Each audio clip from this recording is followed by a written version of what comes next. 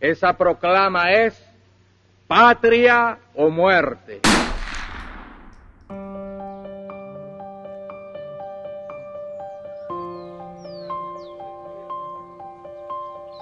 Onu infaz eden asker benim bulunduğum noktadan Ernesto Che Guevara'ya ateş etmiş ve kendisini infaz etmiş.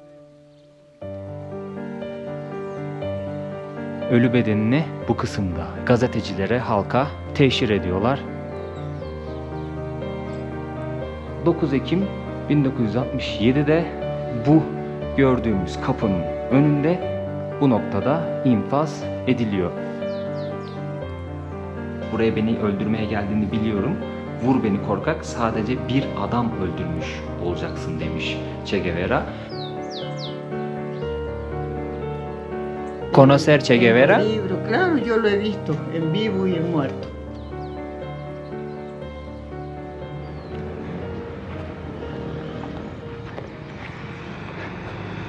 Abi durursun be. Ha yok, biri varmış. Yan koltuk boş olaydı iyiydi. Selamlar dostlar, nasılsınız? Umarım herkesin keyfi ve sağlığı yerindedir. Samaypata'yı arkamızda bıraktık. Kendisine veda ediyoruz. Buradan otostopa başladım. Birazcık karmaşık bir yol ilerleyeceğim.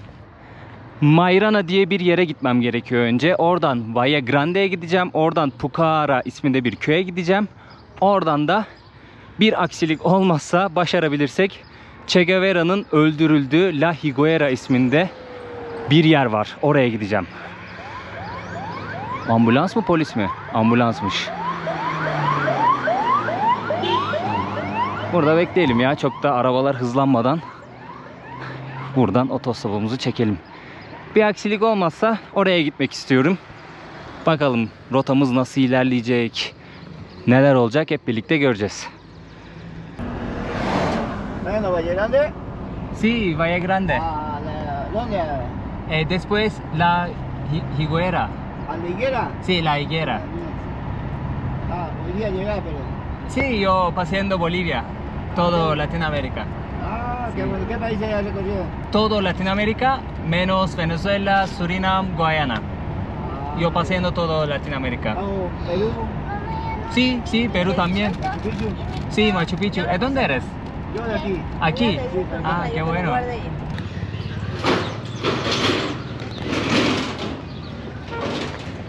Hola, buenas tardes. ¿Hay colectivo o bus para Valle Grande? Sí, sale por acá. Parada creo que es allí. Sí, nosotros igual estamos esperando. ¿Cuánto vale más o menos? 40 pesos si no me equivoco. En flota 30 creo. Igual estoy esperando. Okay, muchas gracias. Şimdi Mayrana'ya geldim, sağ olsunlar beni bıraktılar burada. Otobüs buradan geçecekmiş. Bakalım, bekleyeceğiz. Ablalara sordum şimdi. Gerçi abla diyorum da benden küçük de olabilirler. Ağız alışkanlığı. ¿Está bien? Gracias. Hadi bakalım, otobüs bulduk kendimize. 20 bolivianos. O da düz hesap 3 dolar yapıyor.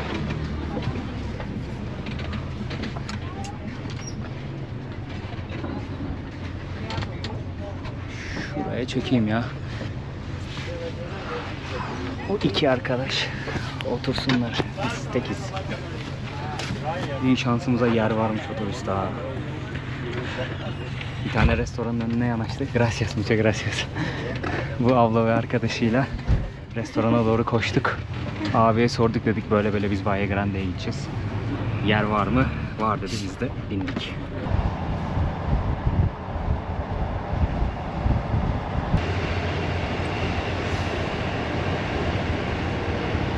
Valle Grande'ye geldim şimdi. Burada firmalar var, bunlara sordum. Dedim böyle böyle ben Pucara isminde bir köye gitmek istiyorum. Buradan otobüs kalkmıyor dediler. Ana caddeye gitmen gerekiyor. Gece geçer bir tane otobüs. Yer varsa ona binersin dediler. Yoksa yarın erken saatte anladığım kadarıyla taksiler gidiyormuş. Paylaşımlı taksiler. Onlardan birine binebilirsin dediler. Bakalım. Akşam 10.30-11 dediler ama bir fikrim yok yani. Geçer mi geçmez mi? Gerçi geçer dedilerse geçer de yer var mı yok mu, tam olarak nereden geçer? Şimdi onları sormaya çalışacağım. Saat şu an erken, öğlen.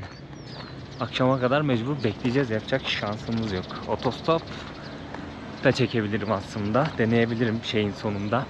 Kasabanın sonunda. Gerçi burası kasaba değil. Büyük bir tık daha kasabadan büyük bir yerleşim yeri. Küçük bir şehir diyebilirim burası için. Bakalım. Bir çözüm bulacağım.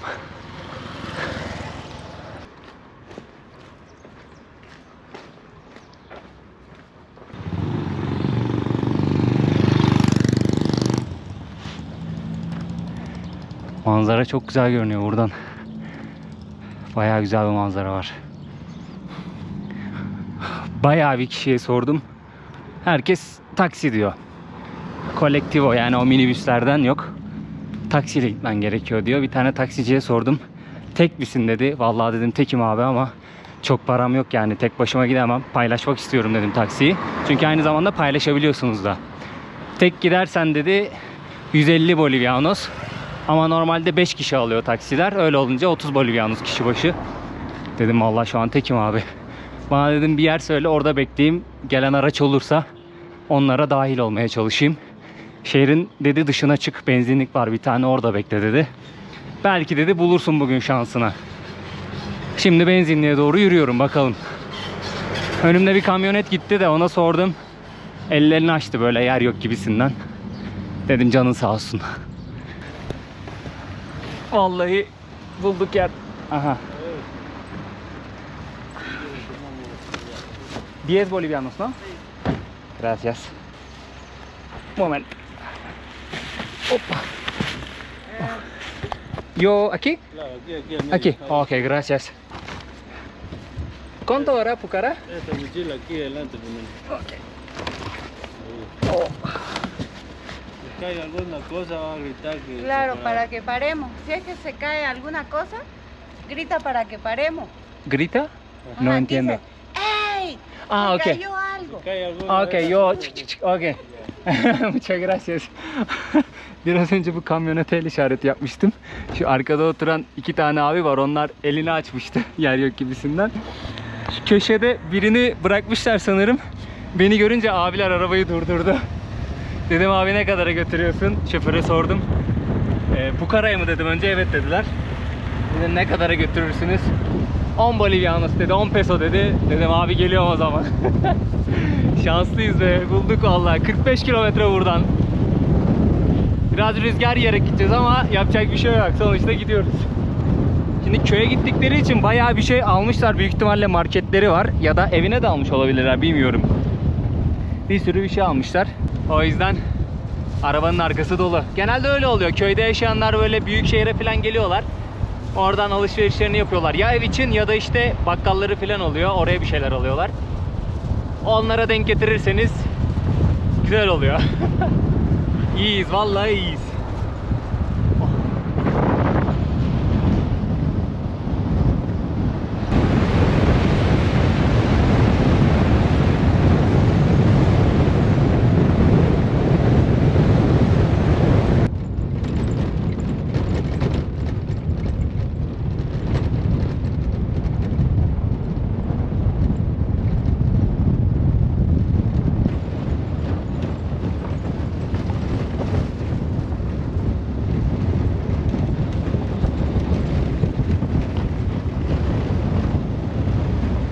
¿Todos ustedes?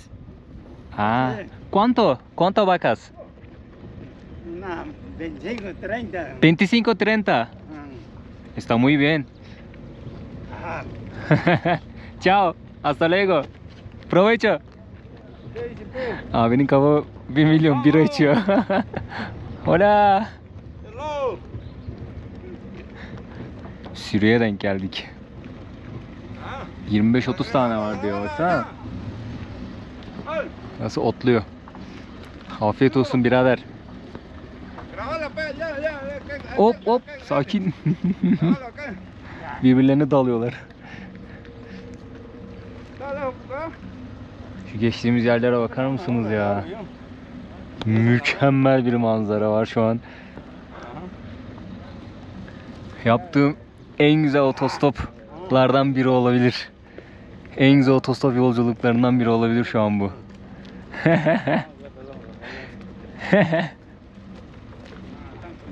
Quilmes içiyor abi. Quilmes diye bir bira var.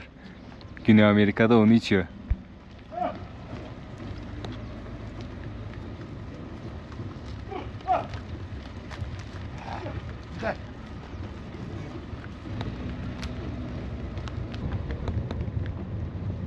Ya pe, graba pe, graba pe.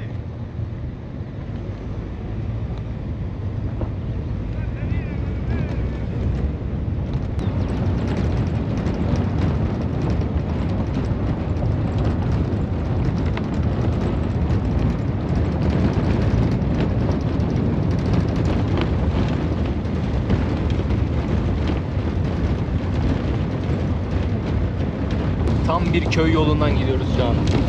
Uçurumun kenarındayız, yani bunun tehlikeli olduğunu söylemeliyim. Çok bakmamaya çalışıyorum. Gerçi şoföre güvenmek zorundayım. Yani oradan nasıl gidiyorsun diye soran olur muhakkak yorumlarda. Şoföre güvenmek zorundayım çünkü onlar da düşmek istemeyecektir ama şurada uçurumun kenarını görünce bir tık gerilmiyor değilim. Yalan değil şimdi.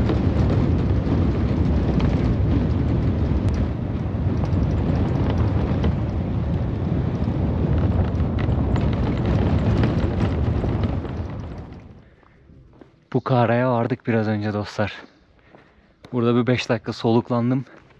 Yol birazcık yordu çünkü. Dönemeçli yol. Bir de bayağı kötüydü, o yüzden böyle habire sallandı araba. Bir oturdum, kendime geldim. Hola, buenas tardes. Şimdi köyün dışına doğru yürümem lazım. Bir araç gelirse durduracağız. Son 16-17 kilometre falan kaldı. Bu köpekler hiç hayır alamet değil ya. İyi bakmıyorlar. Buenas tardes, señor. ¿Cómo estás? Hola, bien, gracias. Gracias. ¿De dónde viene? Turquía. ¿Turquía? Sí. Sí, yo quiero ir a la higuera, pero no hay vehículo. No hay vehículo. No hay vehículo. Aquí donde dice mercado, ahí hay una vagoneta, ese sabe ir a la higuera. En la callecita existe, hay pancito, Ah, pancito. por acá. Porque hay una tienda en plaza, pero no hay pan. No hay pan. Por aquí a la izquierda, en una callecita por ahí, hay una mesita, y sitio, ahí hay pan. Ok. Ya. Muchas gracias, señor. Mucho gusto. Köye geri döndüm. Dedim ekmek bir şeyler alayım. Peynir bir şeyler alayım. En azından kalırsam bir yerde yerim. Çünkü yemek de satmıyorlar. Restoran bir şey de yok. Araba da yok. Yapacak bir şey de yok. Mecbur yemek depolama ihtiyacı hissettim. Hola, buenas. Ama maalesef ne araba var, ne ekmek var, ne restoran var, ne peynir var. Hiçbir şey yok. Burası Mercado bomboş. Muchas gracias. Okay. Juan. Juan, ustedes. Sí, yo lo conozco. Ok, Juan. Sí, Juan. Mucho gusto, muchas gracias. Hasta luego. Hasta luego. Bueno, André. ¿Cómo estás? Bien. Sağ olsun valla, şu abi birkaç kişiyi aradı, soruşturdu. Sağ olsun, bu arkadaş geldi şimdi 50 Bolivianos'a götürüyor. Abi dedi ki 50 Bolivianos'tan aşağı götürmez oraya dedi. Bu saatte de oraya o yolu kullanan birini bulamazsın dedi. Şimdi şöyle, buradan birkaç kilometre gidiyorsunuz, daha sonrasında yol farklı bir yöne doğru dönüyor. Araç lazım dedi, yani direkt La Higuera'ya gitmek istiyorsan araç lazım dedi. O yüzden ben de tamam abi dedim, eğer sen öyle diyorsan öyle olsun. 50 Bolivianos'a okey dedim, şimdi gidiyoruz. Saat 7'ye geliyor ve yağmur atıştırmaya başladı.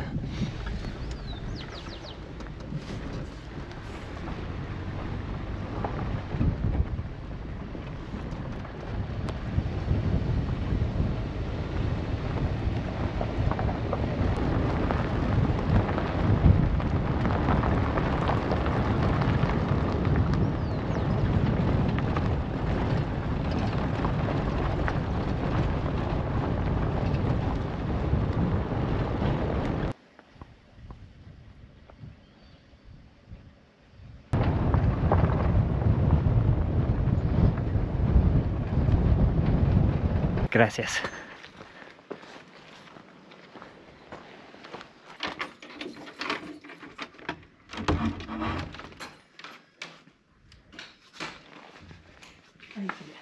Muchas gracias.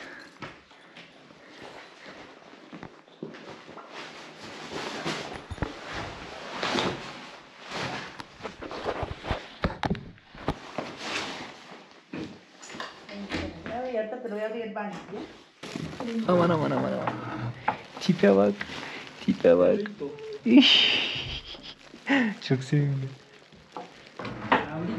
Para comer con el pan será el queso, ¿no? Sí, tengo pan, necesito queso también. ¿Cómo estás? ¿Todo bien? ¿Hay muchos turistas aquí? ¿No? Está bien seco, pero mi queso. Es Solo poquito, 5 bolivianos está bien para mí. 5 bolivianos. Yo soy del tiempo de la guerrilla, va a venir para que te hablemos. Cuando fue la guerrilla, yo tenía 20 años. Yo he visto la guerrilla. ¿Cuántos años Yo tienes? Tengo 77, estoy en los 78 años. 78 Cuando fue años. la guerrilla, yo tenía 20 años. ¿Conocer Che Guevara? En el libro, claro, yo lo he visto en vivo y en muerto. ¿Cómo está? ¿Muy bien persona o...? Bien, no nos ¿Bien? ha hecho nada. Aquí no hemos hablado con él porque teníamos miedo, porque era muy barbudo, muy melenudo, porque él estaba allá en prisión. ¿Ustedes conocen Che Guevara porque capturó? Sí, ¿Muerte aquí? sí, ahí en la escuelita la han matado. Sí. ¿En todo pueblos, en personas, ayuda guerrilla o no?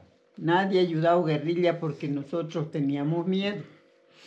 No hemos hablado nada, no hemos dicho nada, no hemos esperado nosotros para hablar.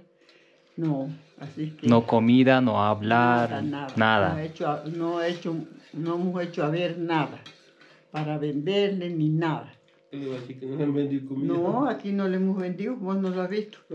Por otra parte de que le han vendido. Aquí no hemos vendido comida, nada. Nada. Nada, no es bueno la mentira. ¿Cómo no le van a dar comida? No se Pobre Che? miente, cállate. Entremetido. No, aquí no hemos vendido comida, nada. Por allá, por otras partes, dice que han vendido. Pero al que le vendía la comida lo llevaban preso. A mí, mire, me habían hecho este reportaje a mí. Usted lo puede leer. Me avisa ustedes. que yo soy el... Teyzenin gençliği röportaj vermiş gazeteye. Ya. Muchas gracias. Ya. Hasta luego. Hasta luego. Ciao. Kalacak yerimizi ayarladık. Ekmeğimizi aldık. Peynir de bulduk. Benden mutlusu yok şu an. Aha da burada konaklayacağım dostlar. Samaypata'dan buraya gelene kadar ne kadar harcadım? 80 bolivianos harcadım. Yaklaşık 12 dolar civarı bir şey yapıyor.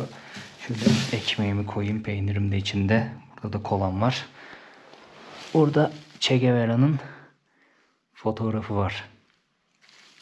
Yaklaşık 12 dolar harcadım buraya gelene kadar yol için. Ama yolun ne kadar sıkıntılı olduğunu gördünüz. İşte buraya 30 bolivianos verdim. Peynir aldım. Kola aldım. Ekmek aldım. Onlara biraz harcama yaptım. Günü güzel bir şekilde sonlandırıyoruz. Ulaşmak istediğim yerdeyim. Şimdi birazcık bir şeyler yemem gerekiyor. Daha sonrasında dinleneceğim. Yarın da burayı hep birlikte gezeceğiz dostlar.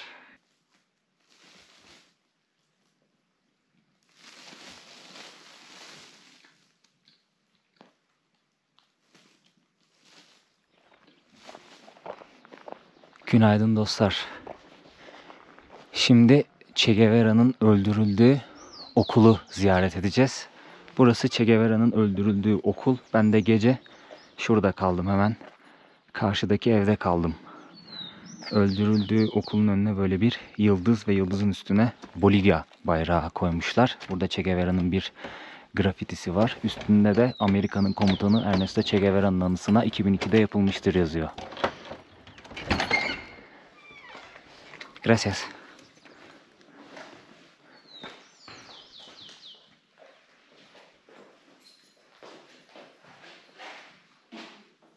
Şu an Ernesto Che Guevara'nın öldürüldüğü, infaz edildiği okulun içerisindeyiz dostlar. Bir sürü bilgilendirici not var, fotoğraf var. Gelenler birkaç not yazmışlar Che Guevara'nın anısı için. Burada kitaplar da var Che Guevara hakkında. Şöyle göstereyim sizlere. Karşımızda bir tane kapı var ve bir tane de kıyafet var. Bu kıyafet bir replika. Ernesto Che Guevara öldürüldüğünde böyle bir askeri kıyafet giyiyormuş. O kıyafeti temsilen üzerinde böyle kan lekeleri de yapmışlar, kurşun izleri de yapmışlar. Replikasını burada sergiliyorlar. Ama bu gördüğünüz kapı gerçekmiş, orijinal kapıymış ve tam olarak bu kapı burada duruyormuş. Ernesto Che Guevara infaz edildiği zaman o kapıyı şurada tasvir edin. Önünde de Ernesto Che Guevara duruyormuş. Onu infaz eden asker benim bulunduğum noktadan Ernesto Che Guevara'ya ateş etmiş ve kendisini infaz etmiş. Yani tam olarak şu baktığımız noktada gerçekleşmiş Che Guevara'nın infazı. 8 Ekim 1967 yılında Ernesto Che Guevara bu bölgede yakalanıyor dostlar. Nasıl yakalanıyor? Bir tane Bolivyalı muhbir Ernesto Che Guevara'nın kampının, gerilla kampının olduğu noktayı, yani bu bölgeyi ihbar ediyor askerlere. Daha sonrasında bir çatışma çıkıyor. Ernesto Che Guevara yaralanıyor ve silahı bozuluyor. Çatışmanın çıktığı yer La Higuera köyünden 1-1,5 kilometre aşağıda olan bir patikada. Şu tarafta bir yerde kalıyor. Çatışmayı orada gerçekleştiriyorlar. Daha sonrasında yaralanınca Ernesto Che Guevara ve arkadaşları teslim olmak zorunda kalıyorlar. O dönem orada devriye attıkları söyleniyor. Yani internette yazan bilgi bu. Teslim olduktan sonra askerlere bu köye getiriliyorlar apar topar ve bu okulda tutuluyorlar. Tarih 8 Ekim 1967. Tabi Ernesto'nun yakalanışı hemen üst yetkililere bildiriliyor. Tabii ki Amerika'ya da bildiriliyor. Hemen infaz emri çıkıyor. 9 Ekim 1967'de bu gördüğümüz kapının önünde bu noktada infaz ediliyor. Che Guevara'yı infaz eden askerin ismi Mario Terán. Sözüm ona kura ile seçilmiş bir asker. Che Guevara'yı infaza geldiği zaman Che'nin ona bir söylediği söz varmış. Buraya beni öldürmeye geldiğini biliyorum. Vur beni korkak, sadece bir adam öldürmüş olacaksın demiş Che Guevara. Mario Terán yıllar sonra o günü şöyle tasvir etmiş. Hayatımın en kötü günüydü demiş. Böyle bir tarih yatıyor burada. Burada 1928'de Rosario'da bebeklik fotoğrafıyla başlıyor. En son öldürüldüğü güne kadar olan anılar ve fotoğraflar. 1960'lı yıllarda Kongo'da bir devrim mücadelesine girmeye çalışıyor. Daha sonrasında 67 yılında Bolivya'ya geliyor. Burada bir devrim mücadelesine girmeye çalışıyor. Ana kampı bu. Küba hükümeti tarafından ona tahsis edilen ana kamp buradaymış. Daha sonrasında bu ana kamp basılıyor. Kaçmak zorunda kalıyorlar. Bu bölge aşağı yukarı 100 kilometre uzaklıkta buraya. Daha sonrasında buraya kaçıyorlar. Burası da basılınca artık Ernesto Che Guevara için yolun sonu oluyor.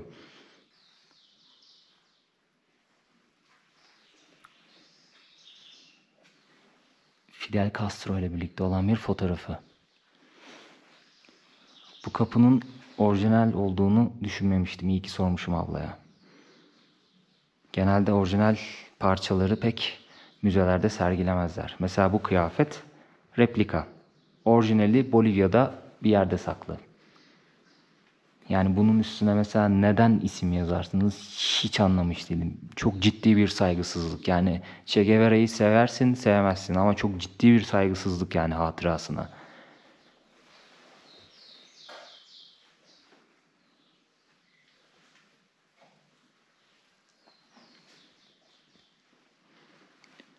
Kronolojik olarak bilgiler de vermişler.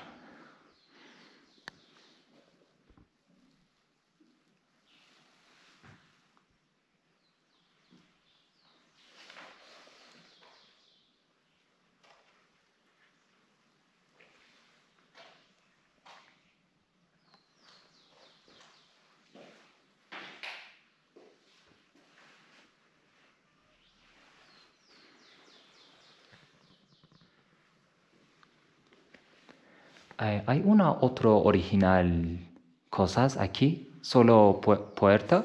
Sí, los banquitos. Banquito. ¿Está original también? Sí, de la escuelita. Bu parçalar da orijinalmiş. Che Guevara infaz edilirken onunla birlikte yakalanan 2 arkadaşı burada oturuyorlarmış. Onların infazı köyün girişinde gerçekleşmiş.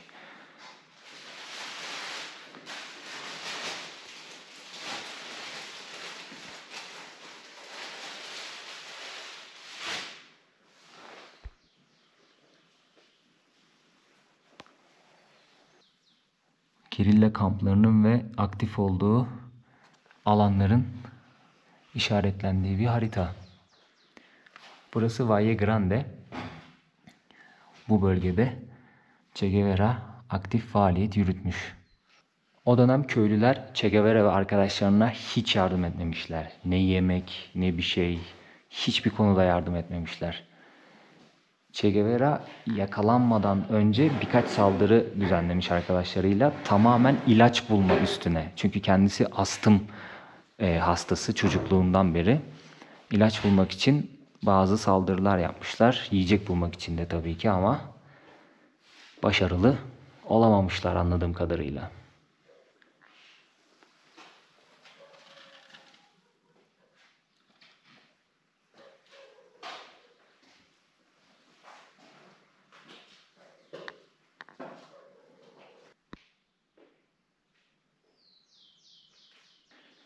Burada Ernesto Che Guevara'nın yakalandığı gün çekilen bir fotoğrafı var dostlar.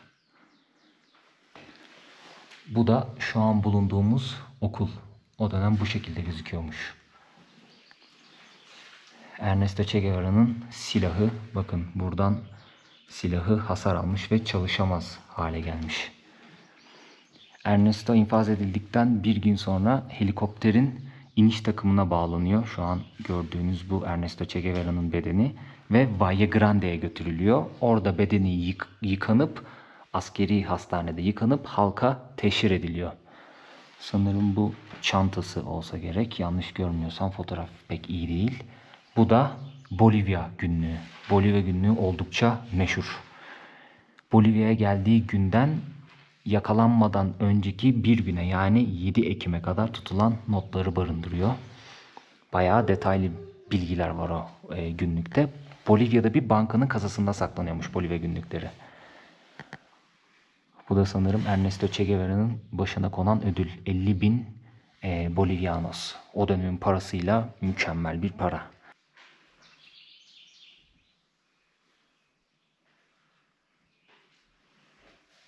Che Guevara'nın infaz edildiği kısmın arkasına silüetini çizmişler. Önünde de yıldız var ve Bolivya bayrağı var üstünde. Okul burasıydı dostlar. Günümüzde bir müze. 10 Bolivianos vererek ziyaret edebilirsiniz. Burası da La Higuera köyü. Sizlere köyü de göstermek istiyorum. Ruta del Che olarak geçiyor. Che Guevara'nın izlediği rota. Bayağı bu bölgede dolaşmış arkadaşlarıyla. İşte 50'ye yakın arkadaşı varmış. Onlarla birlikte dağlarda dolaşıp Bolivya'da bir devrim yaratma sürecine girmişler. Neden Bolivya'yı seçtiği konusunda birkaç şey okudum. Şurada sizlere Che'nin bazı grafitilerini de göstereceğim. Burası Güney Amerika'nın merkezi gibi düşünebilirsiniz Bolivya'yı. Birçok ülkeye sınırı var. Bunun dışarısında doğduğu, büyüdüğü Arjantin'e yakın.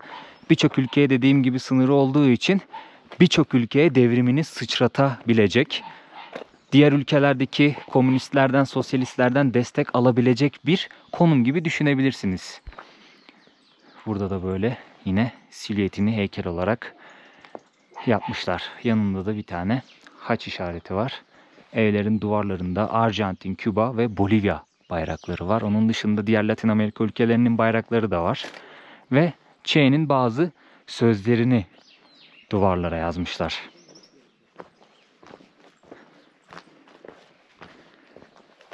Che Guevara buraya geldiğinde Quechua dilini öğrenmiş. Ama şöyle bir hata yapmış.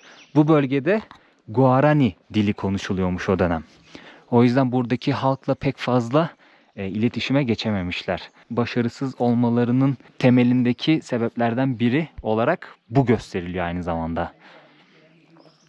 Ve buradaki Komünist Partisi, yani Bolivya Komünist Partisi onlara destek olmamış. O dönem Che Guevara Sovyetler Birliği'ne birazcık ters bir politika yürütüyormuş. Buradaki Komünist Parti de Sovyetler Birliği'ni destekliyormuş. Yani onların fikrini benimsiyormuş. Burada köyün girişinde büyük bir Che Guevara anıtı var. Köye gelenleri selamlıyor.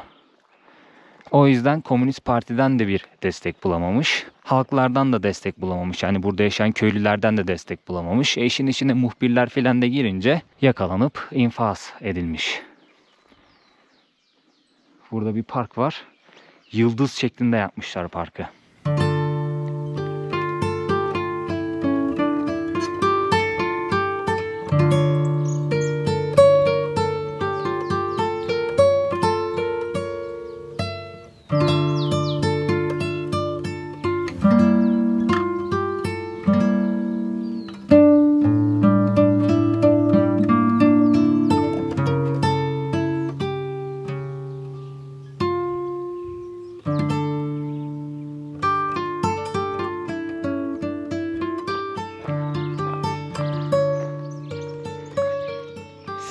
Ekim bakkalı. Köyde birçok şey doğal olarak Che Guevara tasviri barındırıyor. İşte konakladığınız yerin ismi, gördüğünüz gibi bakkalın, restoranın ismi, birçok yerde Che Guevara'nın silüetini görüyorsunuz. İnsanlar bir şekilde para da kazanmak istiyorlar buraya gelen turistlerden doğal olarak. Çünkü burası yakın tarih baz alındığında önemli bir nokta. Yani 20. yüzyılın en önemli karakterlerinden biri diyebilirim Che Guevara için. Kendi bakış açımdan baktığım zaman. Ben o motosiklet günlükleriyle tanımaya başladım kendisini. Tabii önceden biliyorsunuz Che Guevara'yı ama daha detaylı araştırmaya başladığınız zaman aslında bir kişiyi tanıyorsunuz. Bir seyahatin insanı nasıl değiştirebileceği sorusu Che Guevara'da cevap buldu benim gözümde. Yani onun o günlüklerini okumadım ama filmini izlediğim zaman seyahat insanı nasıl etkiler çok net bir şekilde görünüyordu benim için. Tam bir cevaptı benim gözümde. Ve öyle merak etmeye başladım acaba hani daha ne öğrenebilirim, daha detaylı ne öğrenebilirim diye. Geldiğim nokta burası. Öldürüldüğü yere kadar takip ettim Che Guevara'nın hayatını. Yani bu videoda anlattığım tamamen kişisel araştırmalarımdan kaynaklanıyor. Ben ne yazık ki motosiklet günlüklerini okumadım. Ki Türkçe kaynağını bulmak çok kolay değil. Ben İspanyolca kaynağını bile bulamadım burada, açık söyleyeyim yani. Bayağı bir araştırdım. Keza Bolivya günlükleri, onu da okumadım. Onu da bulamadım mesela, söyleyeyim yani. Burada buldum. Abla 100 pesoya satarım dedi. Yani 100 bolivianos'a satarım dedi. O da benim için büyük bir para. Yani İspanyolca baskı. Çok da bir şey anlamayacağım. Almak isterim ama çok pahalı geldi bana açıkçası. Yani tamamen kişisel araştırmalarımdan yola çıkarak bu videoyu yapıyorum. İlla ki hatalı olan noktalar vardır, eksik olan noktalar vardır. Onun için de artık kusura bakmayın dostlar.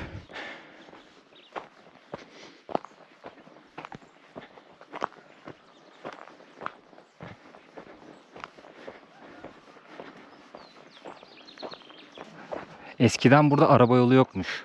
Anladığım kadarıyla Che'nin ölümünden sonra araç yolu yapılmış. Belki de daha da sonra. Yani önceden sadece katırlarla, atlarla vesairelerle ulaşım sağlanıyormuş. Yani böyle pat diye Che'nin öldürülme hikayesini anlattım ama bu videoyu meraklısı izleyeceği için Che'nin hayatını az çok biliyordur diye düşünüyorum. Biliyorsunuz Arjantin'de doğuyor. Tıp öğrencisi, astım hastası. Daha sonrasında belirli bir siyasi görüşü benimsiyor. Bu siyasi görüşün temelini nasıl oturtturuyor? Motosiklet günlükleri. Arkadaşıyla birlikte Güney Amerika'da bir motosiklet turuna çıkıyorlar. Birçok ülkeyi ziyaret ediyorlar ve çok yoksul yaşam görüyor Che Guevara ve arkadaşı. Che Guevara da bu biraz daha sosyalizme, komünizme yönelmesine yol açıyor. Daha sonrasında dönüyor, okulunu bitiriyor ve Meksika'ya kadar olan bir ikinci seyahat gerçekleştiriyor. Bu ikinci seyahat önemli çünkü Guatemala'da bayağı bir vakit geçiriyor. Orada siyasi bağlantılar ediniyor. Daha sonrasında Meksika'ya zıplıyor. Meksika'da Fidel Castro ile tanışıyor. O dönemde Fidel Castro Küba'dan kaçmak durumunda kalmış. Çünkü bir isyan başlatmış. Batista tarafından sürülmüş. Hayati tehlikesi var. Ne yapıyor? Meksika'ya kaçıp yeni bir devrim planlıyor. Orada Ernesto Che Guevara yanlış hatırlamıyorsam Raul Castro ile tanışıyor. Raul de onu abisi Fidel Castro ile tanıştırıyor. Beraber Küba devrimini planlıyorlar. Daha sonrasında zaten biliyorsunuz domuzlar körfezi çıkartması vesaire bilmem ne. Küba'da bir devrim sürecini başlatıyorlar. Halkın da desteğiyle diktatör Batista'yı devirip Küba'nın yönetimini ele alıyorlar. Ve böylece Ernesto Che Guevara ve arkadaşları ilk devrimlerini gerçekleştirmiş oluyor. Bakın ne diyor? Ruta del Che. Yani Che Guevara'nın izlediği rotaya verilen isim. Artık köyün çıkışına geldim. Ben geri dönüyorum. Bir anıt arıyorum da şurada. Küba devriminden sonra Sanayi Bakanlığı yapıyor. İşte yurt dışı bağlantıları var. Birleşmiş Milletler konuşması var. Hatta Birleşmiş Milletler konuşmasında Patria o muerte diyor. Konuşmanın sonunda. Ne demek? Vatan ya da ölüm. Emperyalizme bu kadar düşman birisi. Ve Amerikan karşıtlığı da var. Öyle olunca Che'nin ünü gitgide artıyor. Ernesto Guevara'dan Komandante Che Guevara'ya evriliyor kendisi. Burada da Che Guevara'nın silah arkadaşları Miguel, Coco ve Julio'nun anıtı var. Yanlış bilmiyorsam kendileri burada infaz ediliyor. Burada öldürülüyor. Hemen köyün girişinde. Yani emperyalizme ve Amerikan emperyalizmine düşman birisi Che Guevara. Bunun için yoksul halkları örgütleyip ne yapıyor? Bağımsız bir ulus mücadelesi veriyor. Bağımsız işçi sınıfı mücadelesi veriyor. Emperyalizmin kölesi olmayan bir dünya yaratmaya çalışıyor. Kendince bu yolu takip etmiş birisi. Kongo'ya gidiyor. Orada bir gerilla mücadelesi başlatmak istiyor ama beyaz olduğu için ve yabancı olduğu için Afrikalılar ona güvenmiyor. Başarısız oluyor. Daha sonrasında bir ortadan kaybolma süreci var. Bir haber alınıyor ki Bolivya'da. Ne yapıyor? Burada işte örgütlemeye çalışıyor insanları. Ama dediğim gibi destek pek bulamıyor maalesef. Ve Amerika onun peşinde olduğu için, ajanları onun peşinde olduğu için sürekli bir onu yakalayıp infaz etme girişimleri var. Ve elinde sonunda bu gerçekleşiyor. Şu an yaşasaydı 96-97 yaşında falan olacaktı kendisi. 1928 doğumlu. Belki de bambaşka bir şey dinliyor olacaktık. Ama 39 yaşında öldürüldüğü için şu an buraya geliyoruz ve ziyaret ediyoruz.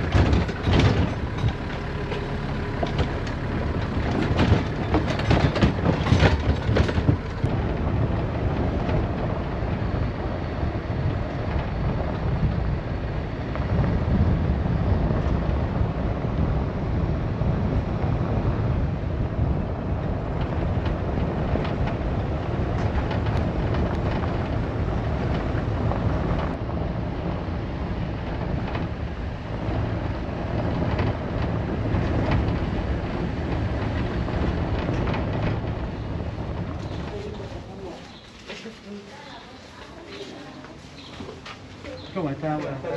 Hola, buenas tardes.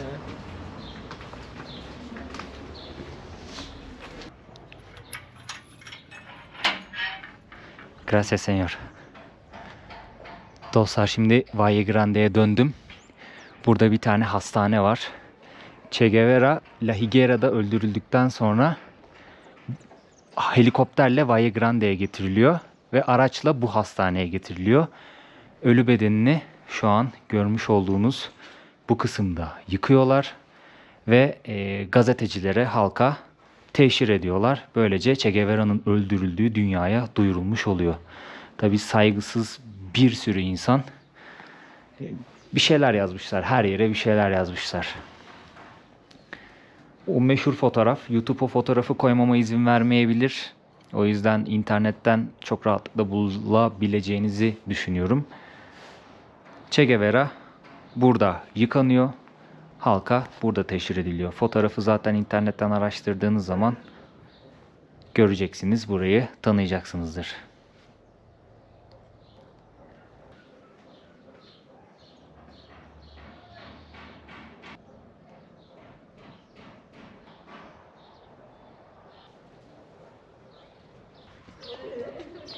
Hastanedeki diğer binaların duvarlarında da Che Guevara'nın grafitileri var.